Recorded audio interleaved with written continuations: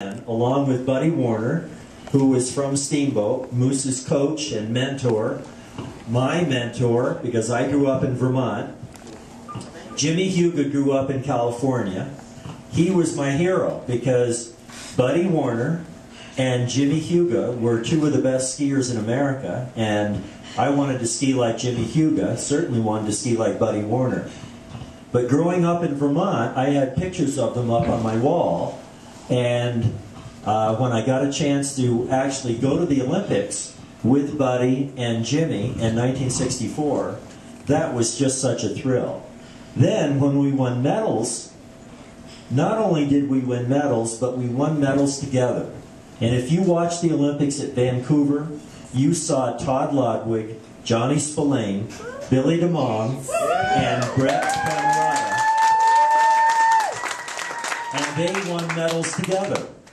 And that was so outstanding. I saw Jeannie Lodwig today at the bottom of the mountain, and I can tell you that Todd Lodwig's mom was so proud of her son because he's been to 5 Olympics, and now he came back with a medal. Todd Lodwig was the guy that really broke through for the U.S. Nordic Combined team and broke through and won World Cup events. And then Johnny Spillane, his younger teammate, wins the first gold medal in the World Championships. Then they go to the World Championships last year, and they both, Todd and Billy, won, and Johnny won medals there. To win medals is one thing in the Olympics. It's pretty special. To win medals with your teammate is even better. And so Jimmy and I were teammates for life because of that. Jimmy, as you may know, died a month ago tomorrow. And it was on the 26th anniversary. It was 46 years to the day that we won our medals. Jimmy is the reason that we're all here today. And as Bernie said, Jimmy would not want us to be sad on a day like this, saying, oh, wow, that's too bad. Yeah. Bernie has known Jimmy, you know, so well. She has been one of the best fundraisers for the Huga Center and the Expresses. Moose and I knew Jimmy so well from ski racing. Moose and I and Jimmy were in the '68 Olympics together.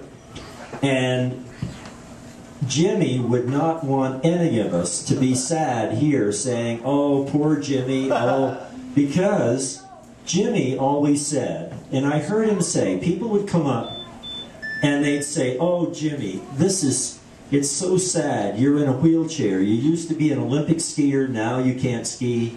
You know, he'd say, don't feel sorry for me. Jean-Claude Keely can't ski as well as he used to either.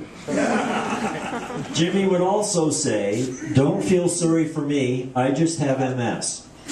Some people have real problems. Like maybe you can't balance your checkbook. He had a great sense of humor. He saw the humor and the funny side of everything. And he was so much fun to be around. When Jimmy died almost a month ago, so many people have called me, sent letters and emails and so forth. And for the first few minutes, it's really sad. Oh, wow, it's too bad Jimmy died. He's not with us anymore. But as I said in his eulogy, I said, Jimmy doesn't have MS anymore. Jimmy would not want us to be sad. Jimmy would want us to be celebrating his life, remembering him and all the great things that he did. Only Jimmy wouldn't say, oh, I did so many things. Oh, I changed so many lives. And so Jimmy would never say that.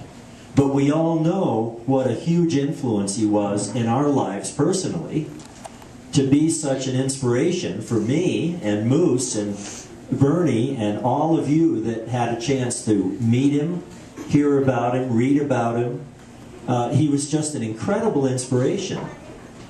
To have the challenge of MS and never complain about it. To be able to laugh about it, to be able to set goals and do incredible things. Moose and I went skiing with him, you know, over these years. When Jimmy would get out of his wheelchair, and into his bi-ski, and then we'd spend the rest of the day saying, "Jimmy, wait for us, wait for us."